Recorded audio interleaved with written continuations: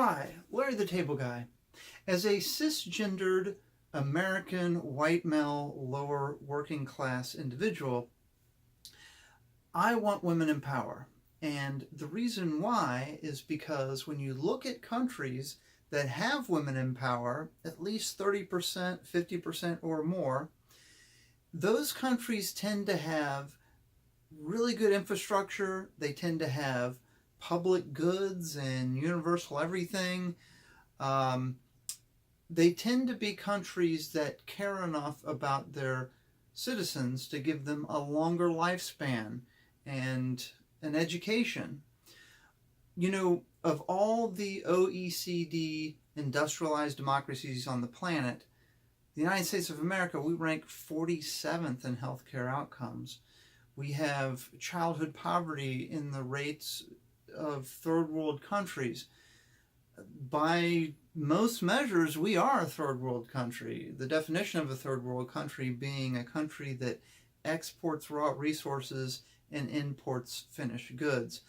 I think that one ticket back to being a first world nation again is by bringing women into power. I think that that is the one thing that will help lower working class people like myself more than anything else I've looked at. The data is in. Women in power are good for society. Enjoy this 1-hour edited recap of Women's March 2 to prepare you for Women's March 3, January 19th. Enjoy.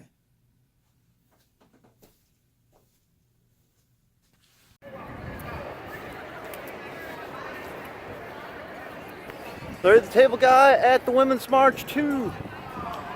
And what began last year, when we all showed up, has resulted in some pretty great change. There are so many women running for office, so many cool people getting elected. Such a wave is going to happen. But this does not come without pain, and it does not come without risk. So we stand in absolute solidarity with all of those who have been brave enough to tell their stories, brave enough to come forward. And we say to them, me too, and I stand with you, and together we rise.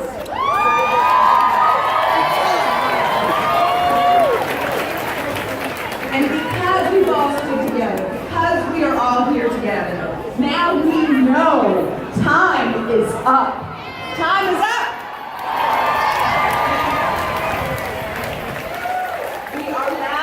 We are rowdy, and we are changing the world. It is my great honor to introduce to the podium Mayor-elect LaToya Cantrell.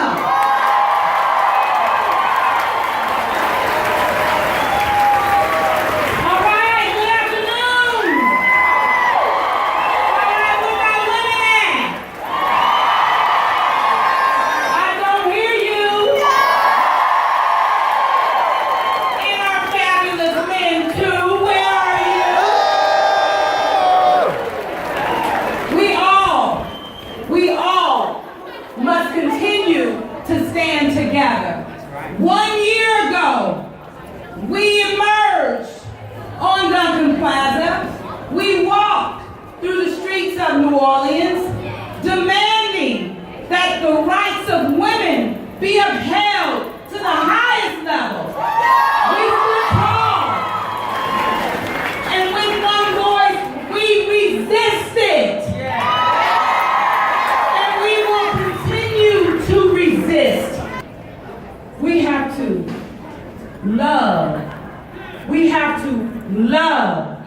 We have to be good in our own skin to love. So make sure that as we're empowering one another, that we dig deep within ourselves, that we love ourselves, so that we can ensure that we love others.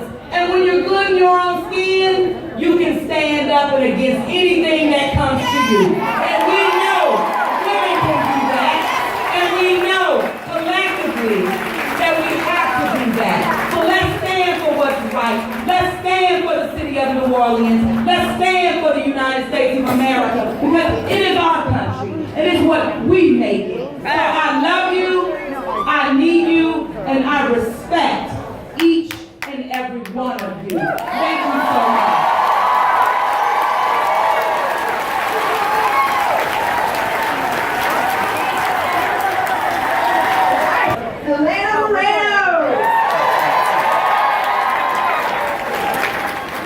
Hello. How's everybody doing? All right, I gotta tell you, I'm so proud of all of you, and here's why. Last year when I came before you, I said I wanted you to do one thing when it came to issues that affect women and their families, and that was what? Speak up, stand up, and show up. And you did that in a big way, not only here in the city of New Orleans, not only in the state of Louisiana, but across the country. Women did those things to help us, at the end of the day, make sure that we move forward and create a better Louisiana and a better country for all women. I have to tell you, last year when I was here, I remember talking to a lot of you, and we were scared. We were. We were scared about what could possibly happen. We certainly have had some scary things happen over the past year, right? But women didn't just cower away. What did we do? We rolled up our sleeves and we said it's time to get to work. And because of that, I want to tell you about the positive things that have happened this year. First of all, did you know that we have now more women running for office than ever before?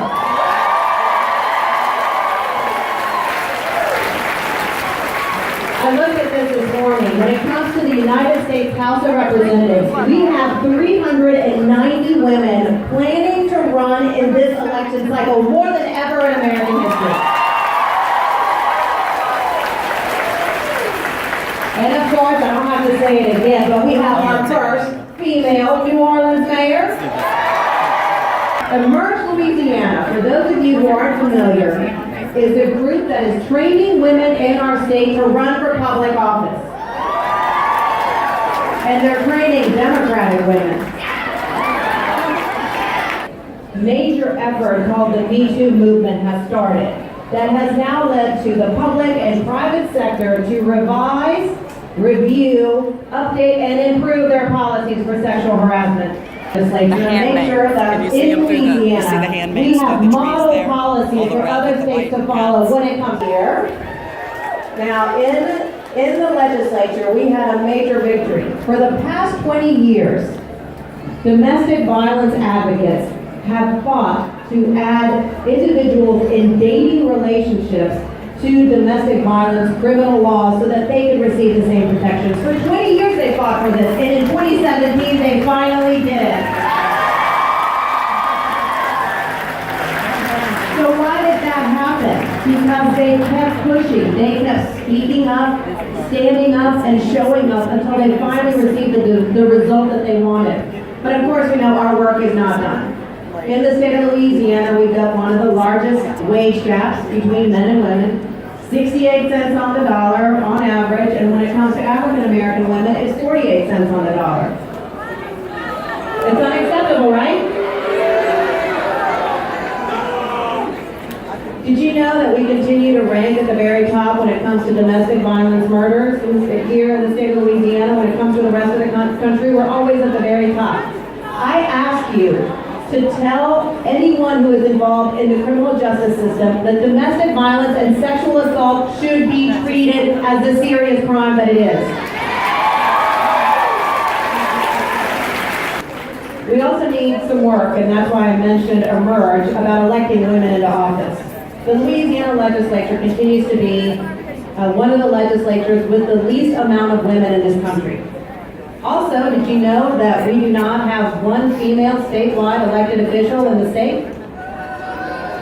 We also do not have one female who is part of our congressional delegation in the state of Louisiana.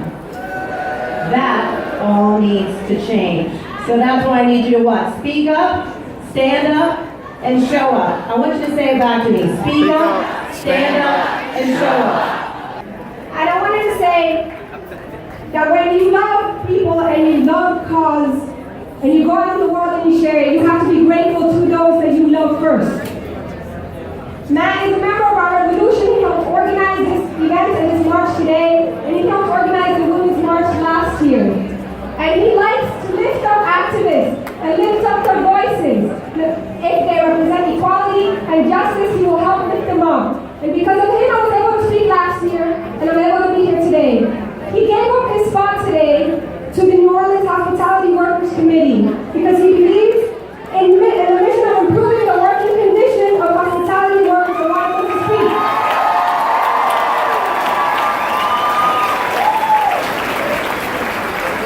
So before I address you, I wanted to say thank you, not just to our sisters, but to our brothers that are here. Thank you, ma'am. We are currently not moving forward, but regressing. However, women in this country, we did just that. We took a good, hard look at ourselves, and we liked what we saw. We saw ourselves, not what others' perceptions of us were. And our capacity to love ourselves grew. And our capacity to love each other grew. Throughout this past year, they set out to break us, sisters. And I would lie if I said there were times that my heart was completely broken. Every single day, this administration tried and tested me. It tested all of us. Every single day, I would take a good hard look at myself, and I would say, I am not doing enough. It turns out, every time my heart broke a little, it was actually growing pains I was feeling. It was making space to have more capacity to withstand their hate and to be able to fill it with more love.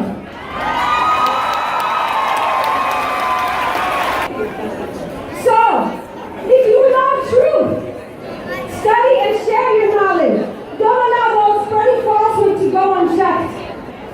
Muslim women who are running for office more than ever before in the history of this country.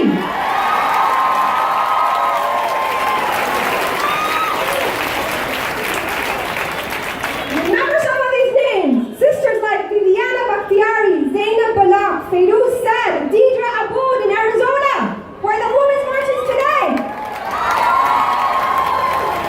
Zahra Zaratwala, Farah Khan, and Samina Mustafa, which is a college university student who's running for Cook County Board in Illinois.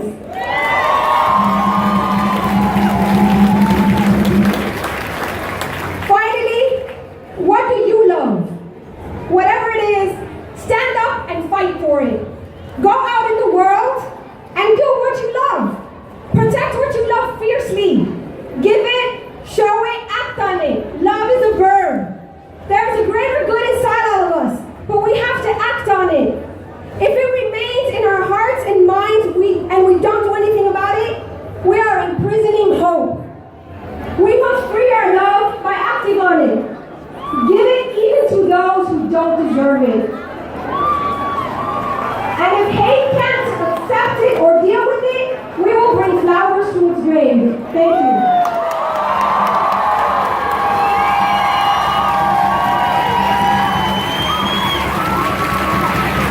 And we have a long way to go. Here in New Orleans, we have 40% of our children are living in poverty. And 58% of those children are raised by single mothers making less than $17,000 a year. That's outrageous. And it's no accident. This is happening because the rules are not fair. The rules in Louisiana are not fair to women. We have an equal pay gap, and we don't have the laws to protect us. We don't budget and we don't prioritize early childhood education, access to child care, access to sex education. We don't have laws in the family court on divorce and child support and spousal support that protect women that are trying to get out of abusive relationships, that are being financially abused. And it's no accident because these rules and our budget priorities are set by a legislature that is only 15% women. We need more women in the legislature. Because it's not only fairness for us today, but I have my daughter here, and we need fairness for her generations, the ones that are coming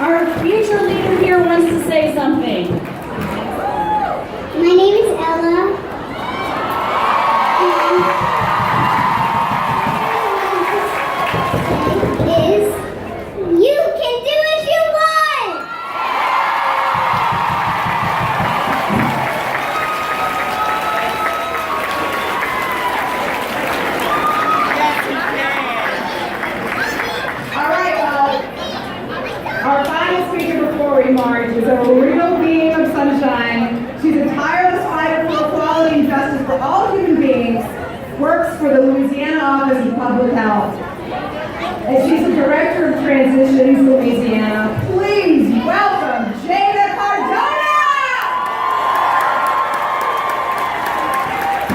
Hey everyone, how y'all doing? I think we're making history today. I mean, what with a female mayor coming in and Helena Moreno and all these wonderful people here, I see a sea of signs that I'm absolutely in love with. Hold them up, let me read one good one. Oh, I can't read that one, no, I won't do it. A new day is on the horizon. Yes, it is. Midterms are coming. But I want to add to this list of history. Right. So I want to add to this and let you know that I am the very first transgender woman hired by the state of Louisiana.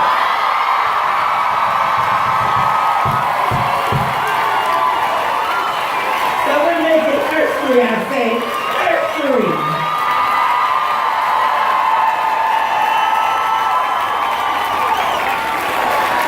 There was a time where I couldn't hold my head up and I was afraid. There was a time where I wasn't accepted as a person. There was a time that I was actually considered insane. There was a time, and there still are times, that I'm afraid. But not today. Today is not one of those days. And I must tell you, it's from the support of strong women, that I exist and be able to stand here along with all of my allies and all of my friends. And I want to acknowledge one of my friends. She's somewhere in this seat. Tanja, I love you, baby. And thank you for always supporting me and loving me, no matter what they said about me. Because there's a lot to say. And if I can say it, I can get up and say it, believe it.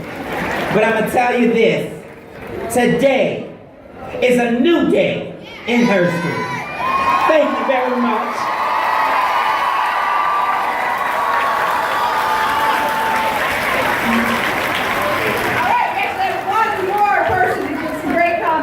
Please welcome the Director of Policy and Advocacy for Women with a Vision, Mia Reese.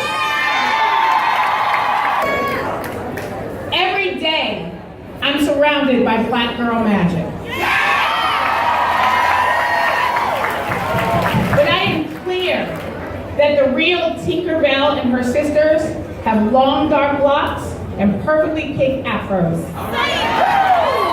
That they are mothers and sisters, wives, and they are doctors and lawyers and housekeepers and artists. I am also clear that Wendy, John Michael, and Captain Hook all work in concert to keep Tinkerbell and her sisters at their feet, expecting her pixie dust at their fingertips, will all raise their hands in one clap to help her stand. This depravity has led to 68% of the black households in the state be led by women who make 43 cents to every white man's dollar.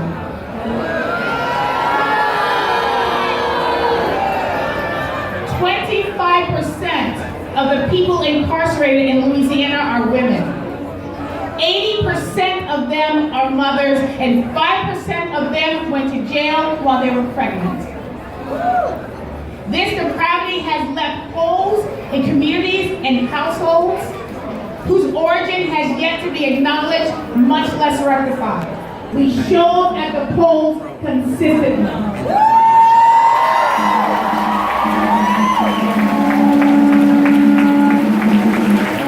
We vote along issues consistently. We uphold civil liberties consistently. We vote to protect the Constitution consistently, that refuses to consistently support us. Today, I am clapping for transgendered women.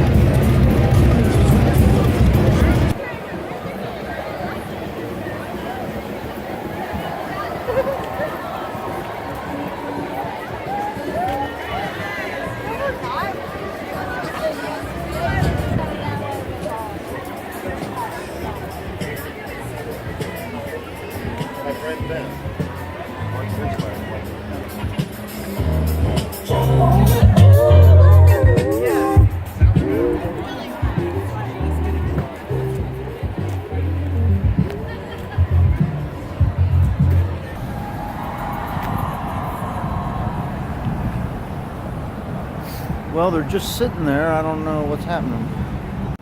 Well, folks, I'm not quite sure what's happening, but for some reason they've got everybody kettled right down there about a block away, and they're just streaming down the sidewalk here, coming back to go to back to Duncan Plaza on the sidewalk. I have no idea why this is happening. It's highly unusual, but they've definitely got them kettled, and they're breaking up the march. We paid for permits and escorts to go all the way back to Duncan Plaza, so I have no idea what's happening.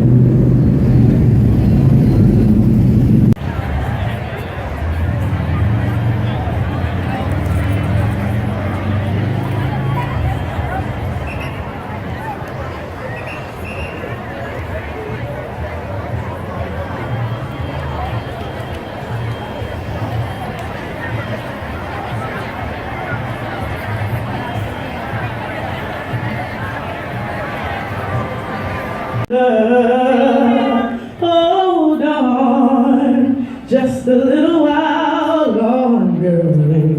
Everything's gonna be alright. Pray on just a little while longer. Pray on just a little while longer. Pray on just a little while longer. Everything's gonna be alright.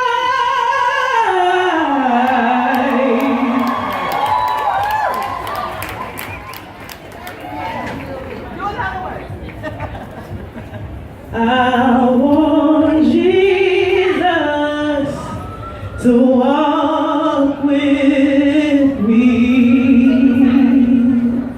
I want Jesus to walk with me. All right, everybody, welcome back. Come on and filter in, everybody. We have a lot more speakers that are going to be speaking. So if you like, you can filter in into the middle grounds here. How do you all feel after that march? All right, New Orleans, you're making us proud today. We have probably about 10,000 people that marched with us today, women and men and children. How do you like that? I'd like to formally announce today to you all that we are doing a women's music festival in June. So mark your calendars, everybody. June 16, the Rock and Rouge Women's Music Festival with women's music, fronted bands, women's vendors, women organized speaking at panels, and young girls for STEAM and STEM programs so we can teach our young girls that they can do a man's job. This is a song I wrote and that I'm proud of, and this is about never trying to repeat history ever again, and that we must learn from history to be a better people for the betterment of our future.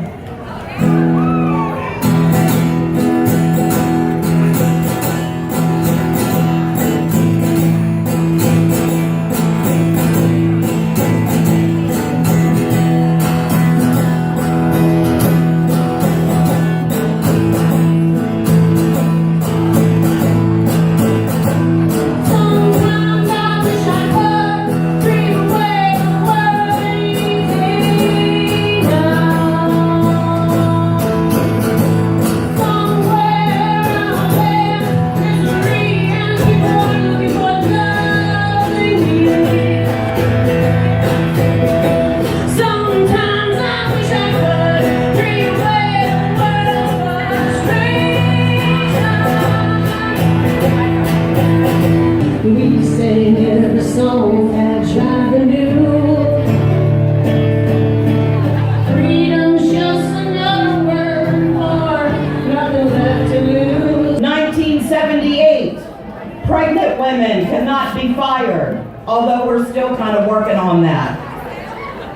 1993, What do you think happened in 1993? Your husband could rape you until 1993.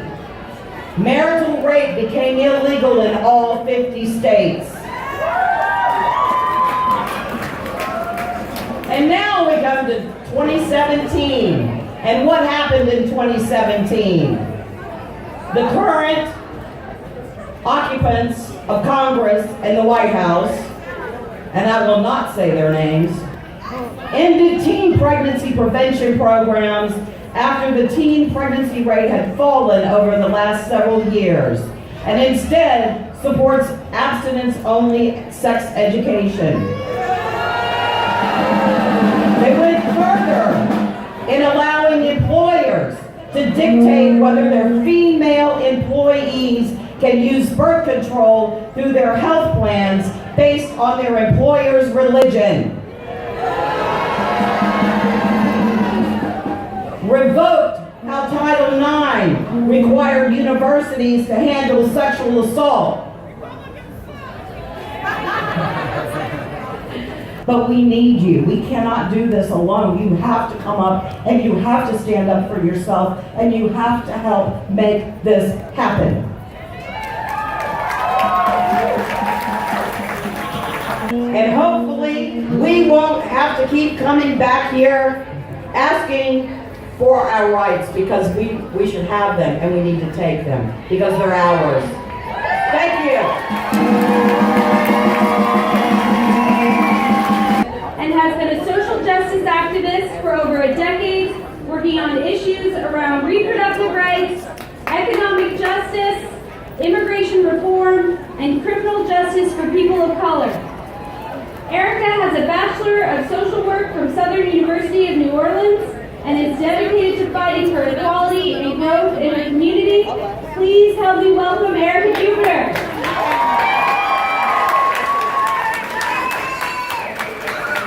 Good afternoon. So I'm Erica Jupiter, the Senior Field Organizer at Planned Parenthood Gulf Coast. And I'm pleased to be here today with this crowd of fierce activists and community leaders. I'm here to stand up with you and the thousands of people who trust and rely on our health centers to keep them healthy. The Women's March sparked an energy that continues to this day. In the past year, we defeated Trump Care and attempts to defund Planned Parenthood. Women are speaking out against harassment with the Me Too hashtag and Time's Up. And women, especially women of color, are leading the way to important victories in social change and in our legislatures and Congress. In a recent interview about Me Too, Tarana Burke, the African-American activist who started the Me Too campaign more than a decade ago, said, use the hashtag, but let's talk about why. Let's talk about what happens after. That is our responsibility here today, to join together and do something, to be the change that we want to see. Use the privilege of this moment, this microphone, this audience, our collective voices and resources to fight for others and create the equity we deserve. It's clear this year will be a pivotal year for women's health and women's rights. With women leading the way in fighting for a world where women, people of color, LGBTQ individuals, immigrants, and all people have full equality at work, at school, at home, in Congress, and in our society.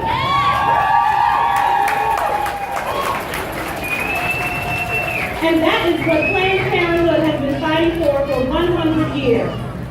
Each individual fulfilling their own life path and the fundamental belief that freedom and full equality cannot be achieved until everyone has control over their lives at the most basic level, our bodies, our families, our future. For years, the Louisiana legislature has passed laws and policies to control our bodies, take away our rights, block access to health care, And now these same policies are being pushed by Donald Trump and Mike Pence. Oh, yes. And we are here today to speak up and show them that we are not going to take it anymore. We have responded with the largest grassroots movement in a generation. United by the Me Too and Time's Up movement, it's going to take all of us to keep this progress going.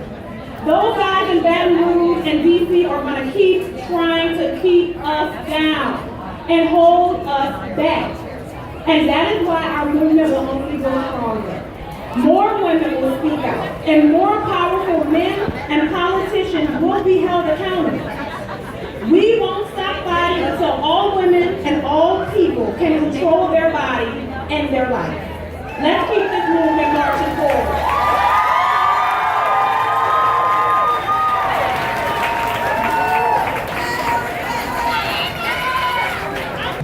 Michelle Ehrenberg has a BA in psychology from Loyola University, New Orleans, and a master's and an MP in nonprofit management from the University of New Orleans.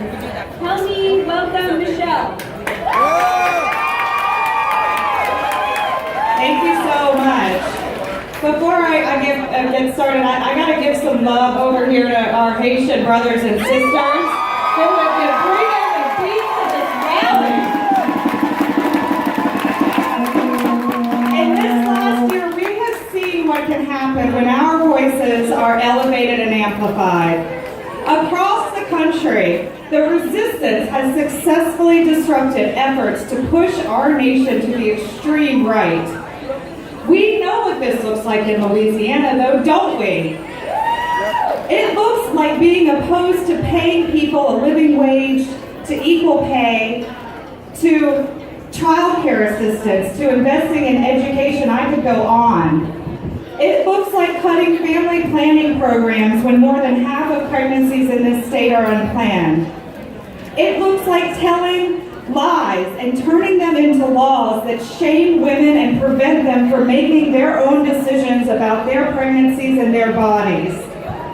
In this last year, we have seen so many people pushing back in different ways. And at LIP Louisiana, we are taking our resistance to the courts. We're challenging the laws and regulations and making it more and more expensive in Louisiana to defend this anti-abortion, anti-woman agenda. We have been resisting a long time in Louisiana, but now this racist, patriarchal, nationalist agenda is being pushed far beyond our state's borders. Now that it's been unleashed on the entire nation, women and families and our communities everywhere are being threatened. As you know, overnight, conservatives in Congress and this president shut the government down rather than protect undocumented young people from being deported from the only country many of them have ever known. These lawmakers won't even fund community health centers or the CHIP program, which provides health insurance to 1 in 10 children in Louisiana. All of us here today represent the powerful forces of change that are determined to prevent these lawmakers, most of whom are conservative, white men, and we need to change that. A hostile environment for women and girls.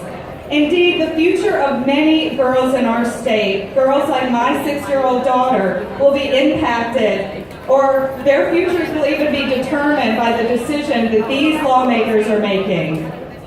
So we're all here today because we refuse to stand by while they scheme to rip families apart and threaten the health of our children. We're here today to harness the political power of women in our communities and to dismantle these systems of oppression. And on April 11th, we will be bringing people all from diverse communities all across the state together in Baton Rouge to demand justice for women in Louisiana from our lawmakers, and I hope that you will join us. Thank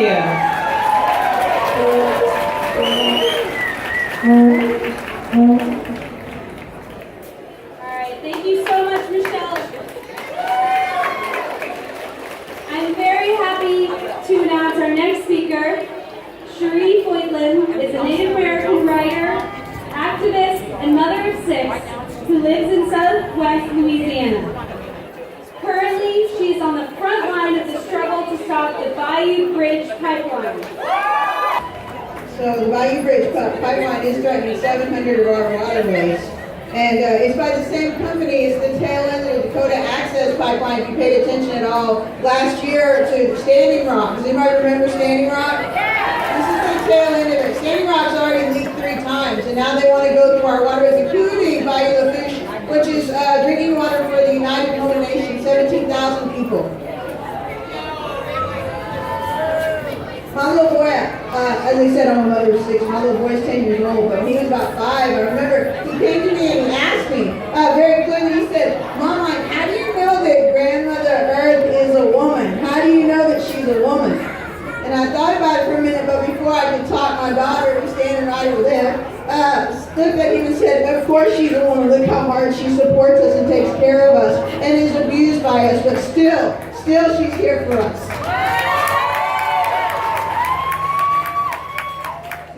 That's what I came here to tell you, and that is that violence against Earth is violence against women. I mean, you'll note at the same time that Donald Trump and his people are up there attacking our health care, attacking our children, our education, that he is simultaneously attacking our Earth. Whether that's through our offshore drilling, or fracking, or running pipelines through our sensitive Atchafalaya Basin. And the worst part is he's not alone. And here's the deal. All of those issues, all those things that are happening, 9 times out of 10, they're going to run through black, poor, brown areas. Do you understand? That the attack on Earth is not only violence against women, it is an act of racism. We are all of this Earth. But the truth is, Donald Trump's not the first one, and he won't be the last one. And I'm here to tell you that outrage is not enough. That shock is not action. That marching will not do it. And I'm sorry, but voting is not enough either. Run for office. Get up. Mentor these children. Stand up for your mother and for your life force that is you, inside of you. I want everybody to do me a fat favor and just shut your eyes, just for a second. Just shut up. I don't want you to go with me somewhere. I want you to think about someone in your past, because I know they were there. You wouldn't be here without them. Nobody gets here alone. Someone in your past who encouraged you, who supported you, who loved you.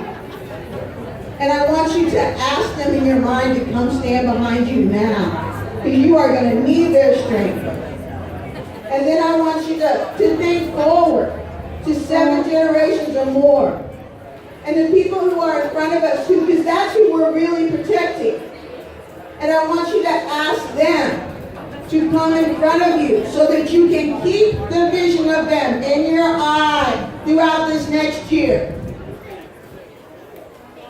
I want you to use that force that you are feeling through your feet up to your heart to reclaim your spirit of who you are and to use that strength to move forward through this year in a way that takes them down brick by brick by brick. They do not deserve you.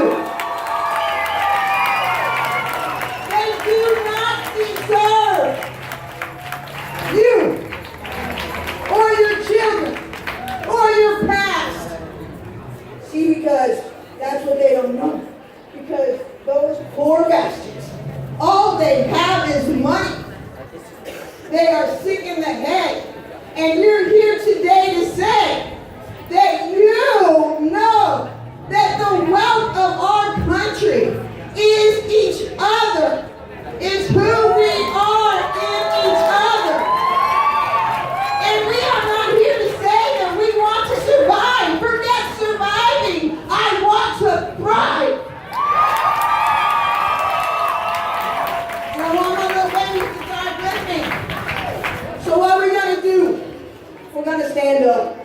and we're going to fight back. We're going to stand up and we're going to fight back. We're going to stand up, fight back, stand up, fight back, stand up, fight back, stand up, fight back, stand up, fight back, stand up, fight back, stand up, fight back. All right, y'all. We marched, and you're still here, right? You're still here. We're the worker bees. These speeches, after the march, after the fun, after the inspiration, we're the worker bees. And you stayed here because you may be a worker bee too. And I appreciate that. Thank you for staying and listening to us talk. Marching is very important. Why? It makes you feel good. It's an opportunity for us to get your names and your emails and your phone numbers. It gets the media's attention that there are a lot of people that don't like what's happening, that don't support some of the bad things happening. But just marching is not enough.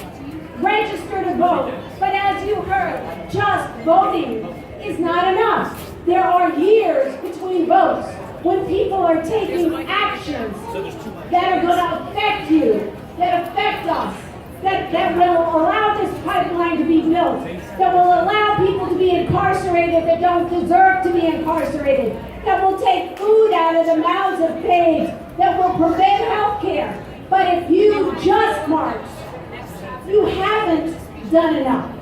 Because there's a whole government out there that people like us elect. So this is a civics lesson. I'm the civics lesson. I'm sorry, but I'm the civics lesson. We have a federal government with a president who I won't even name. We've all named him today. We have a federal government, and you each have one congressperson. And you have 2 federal senators. And if you're a member of Indivisibles, or you've been getting emails, you've been emailing your federal senators and your congresspeople about the budget shutdown, about CHIP, about DACA, about all kinds of things. But how many of you, and I need your attention, folks, how many of you have ever spoken to a state representative or a state legislator? Raise your hand. Some of you. A state representative or a state legislator, a state senator, you have one of each. This is civics. So you've got the president, you've got 2 federal senators that deserve your attention, you've got 1 congressman, but you each have state legislators. Now, why are they important? Why are they important? Well, because your congresspersons have been elected by the redistricting done by your state legislators. That's right. Hear me out. This state is 30% minority. We have 6 congresspeople. If we have 6 congresspeople and 30% minority voters, why don't we have 2 minority congresspeople? Why not? Because it's been said that way. They get to vote on the districts. So let's take it further. The state legislature is why we are the highest incarcerating state in the world. Not in the country, although we are that too, but in the world. Why? State laws, folks. State laws. Who made state laws? Not the president, not your senators, and not your congressmen, but your state legislators. And you have not talked to them. You've not met with them. You may not even know who they are. Raise your hands if you know the name of your state senator and state representative. Raise your hands. So that is part of your task, and thank you for those who know. We know how important they are. How do we find out who they are? I'm going to wait for that slide. We find out, number 1, you can go to the state legislative website. You don't have to remember it, just Google Louisiana legislature. And on the left it says, who It's right there, hiding in plain sight. Find their names, find out how to contact them, and tell them what you think about health care, about budgets. It's your state legislature that's cutting the budget, that's putting lines, making waiting lists for child care subsidies so people can work, waiting lists for home health care so that people can stay at home if they're disabled or they're ill and they need home health care. We have waiting lists. We do not have meaningful equal pay legislation in this state. Why? Because of our state legislators. They have not passed that. It is very important that you learn who they are, that you communicate with them, and join an organization, one of those or some others, and as a body, learn about the issues and how they're voting. Learn about how they're voting and tell them when they vote right. Thank them and tell them when they vote wrong. And tell them and run for their seats if they're voting wrong. So, who here is from St. Tammany Parish? Raise your hands if you're from Tammany. Oh, I see some from St. Tammany. Most of the people on the Labor Committee of the House that defeat the bill for equal pay, for raising the minimum wage, it's the Labor Committee of the House, and there are 3 House members from St. Tammany. Please, talk to them. Who here is from Jefferson Parish? Raise your hand if you're from Jefferson. Jefferson is just across the border from Orleans. The Orleans delegation votes pretty well most of the time. The Jefferson delegation, we got some work to do, folks. Join an organization. See me after this. I'll tell you who your legislators are, and I'll tell you how they're voted, and then you tell them how you want them to vote, and join others that will also be active. Thank you for being here. Thank you for marching. Don't stop. Tomorrow's very important. Give it up for Julie Schwan Harris with the Independent Women's Organization. I want to do a shout out. I'd like to do a shout out here to my left. WHIV LP New Orleans is your public radio station here in New Orleans, standing up for human rights and social justice to end all wars. And they have been live simulcasting this entire speaker event in March up until about 40 minutes ago. So I just want everybody to give a round of applause to WHIVLP.org for supporting the Women's March. And you can tune in all the time to the women's music, okay, and other music on the radio station here. I'm one of the DJs at WHIV, and I'll be DJing tonight at 9 o'clock, all women's music. Thank you. Thank you, Lonnie. Thank you, Julie. Our next speaker is Leticia Castillo, an immigrant leader in the Congress of Day Laborers at New Orleans Workers Center for Racial Justice. She has fought for years to keep families united and against the criminalization of all communities of color.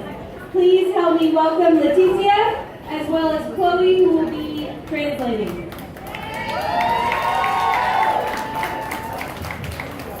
Buenas tardes. Buenas tardes. ¿Cómo está mi gente? How are my people? Como siempre, las mujeres al frente. As always, women at the front. Por muchos años y décadas nos han hecho pensar que nosotras no pensamos. For decades, they made us believe that we are people incapable of thought. Pero usted y yo sabemos que somos el motor de las sociedades. But you and I know that we're the motor of all societies. We're here today, and I feel so proud to see so many people, because we can see that somebody has awakened this great beast that was sleeping. ¿Saben? Es una cosa que le agradezco al Mr. Trump perdón. You know, it's something that I need to thank this president, Mr. Trump, for, really. Porque nos ha despertado y nos ha unido a toda nuestra gente. Because he's awoken us, but more importantly, he's united all of us. I'm an immigrant, I'm Honduran, I'm an Afro-descendant person, and I'm Garifuna. Por mucho tiempo viví con mucho miedo, nunca quería dar la cara. For so long, I lived with so much fear, I never even wanted to show my face. Porque siempre pensaba que mi familia iba a ser separada y que escondiéndome era la solución. Because I always thought that if I showed myself, that my family would be torn apart, and that by hiding, that was the way to stay safe. Pero esa no es la solución y usted y yo lo sabemos. But that is not the solution, and you and I both know that.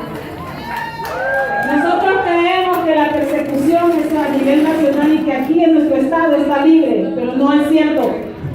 We may think that perhaps persecution is something that's happening in the White House and that here in our community we're safe, but that's not true. Aquí en el estado de Luisiana, nuestra comunidad está siendo perseguida, está siendo saqueada. Here in our state of Louisiana, our community is being ransacked, we're being trampled. Las familias, cuando llevan sus hijos a las escuelas, los están agarrando y los están deportando. Our families are being arrested on their way to drop children off at school. They're being arrested, transferred to detention centers, and deported. Por el simple hecho de no tener un documento. Son personas productivas, son personas que aportan a nuestras comunidades. Simply because we don't have a piece of paper. These are people who are productive members of their societies. They're trying to contribute to the place that we all call home. En este preciso momento tenemos un compañero que tuvo que refugiarse en una iglesia para no separarse de sus dos hijas enfermas y que no les ha importado a las autoridades. At this very moment, we have one man in our community who has taken sanctuary so that he won't be torn apart from his two daughters who are very sick, because this government wants to force him away from them. Pero lo que nos llena de satisfacción, que no estamos solos, que hay mucha gente que está peleando con nosotros y por nosotros. But what fills us with satisfaction is knowing that there are many, many people, and all of you who are with us, who are going to fight with us. Sabemos que esto nos afecta a todos, porque todos los que han nacido aquí en algún momento tuvieron a alguien que llegó de fuera, que este país es un país de inmigrantes y que nosotros tenemos que seguir haciendo grande esta nación. So we know that everybody who is here today, or almost everybody, has somebody in their lineage who had to come from outside and came here. We're a country of immigrants, and that's why we need to respect immigrants' rights. Por eso no permitiremos que nos separen por nuestras ideologías, por nuestra manera de pensar, por nuestra religión, por quienes somos. Nunca permitiremos más que nos sigan separando. And that's why we can't keep allowing them to separate us based on our race, based on our religion, based on whether we have a piece of paper or not. They're never going to tear us apart. Lucharemos por nuestras convicciones, por lo que Dios ha puesto en nuestro corazón, porque sabemos que Él es grande y este mundo lo creó para todos. Y seguiremos luchando juntos hasta la victoria siempre. We're going to continue fighting for everything that we believe in, for everything that's in our hearts. We're going to continue fighting because we know that God made all of us equally, and we're going to continue to carry out that vision. So forward together. Please help me welcome Ashley and Juliana. Hello, my name is Ashley Pintos. We stand here today as women and their allies to march through the #1 tourist destination in the world. Tourists from all over come here to enjoy this culture, the vibrancy, the food, and the music, and the drink. Last year, the tourism industry and the hospitality industry generated $7.4 billion. So the city welcomes these money-spending visitors with arms wide open. But what is to be said about the people who create this experience? What do we, the women workers, face every single day? Encountering sexism. If we're allowed to be in the back of the house of restaurants, we make the food. We serve all meals, desserts, coffee, drinks, you name it, for $2.11, plus tips, which are never guaranteed, nor are they mandatory. We are the women workers who entertain and serve you drinks on Bourbon Street until late at night. But when we get off, we walk across the corner to a $30 parking or a 3-hour bus ride. We are the mothers-to-be who have to work on our feet to the very last day because maternity leave and job security are not something we know in the hospitality industry. We are mothers who have no access to affordable child care, affordable health care, or reliable scheduling. We are trans women who are not protected or supported by our employers. We are queer women who are discriminated against. We are immigrant workers who are forced through scare tactics to accept poverty wages. We are workers and we are women. And so you can see that all issues of workers are feminist issues. The history of workers' struggle and women's rights is a long, blood-soaked history. And we must continue the struggle of our ancestors and those who came before us. We must understand that none of these issues exist in isolation. We can never advocate for just one without the other. The issues of all oppressed peoples are linked, and we will not stop until freedom is won. Are we asking for too much? No! Reliable transportation, a livable wage, is that too much? No! When will we stop? No! When freedom is won, when will we stop? When freedom is won. And we as a committee understand that we must have solidarity. And this is a movement of solidarity. Our co-workers are from all over the world. Our co-workers are from Haiti. Our co-workers are from all over Latin America.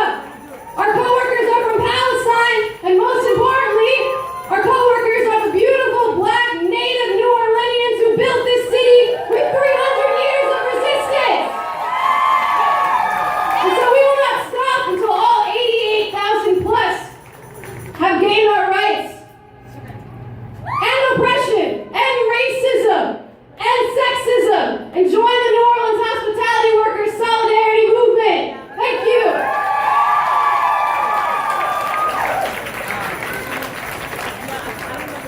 Hello, my name is Juliana Vasquez, and I'm going to tell you my story. I grew up in a restaurant, and I'm not asking for your pity. My parents emigrated here from Dominican Republic while I blossomed within my mother's womb. When they arrived here, they gathered anyone they could trust to build their new endeavor. There was a man who helped build their restaurant. He worked away in their kitchen. Disguised as a close friend, he moved into our house. The power he perceived from investing into our family and its future allowed him to stay there, staring and lingering, creeping up behind me with kisses and squeals. Although he often helped with security at the bar and was there to make me feel safe. By the time I was 14, I avoided him completely. I spoke to my family, but of course I was met with disbelief and doubt. Time passed and life demanded that I forgot how this man violated me and my sense of power. I thought this was until one night. I remember it really well. After he unexpectedly died years later, my mother and I were returning from a random trip to Walmart when he ambushed me by stopping in on his funeral. I entered the quiet and stale funeral home to find an open casket. And I stood there, looking at his face. Women's rights doesn't have a great past, does it? So, I just wanted to say that my whole life, with the guidance of my mom, I've been fighting for the rights of women. Because they deserve the respect they need. Because we have thoughts, we have feelings, we have everything that a person should have. So thank you for listening.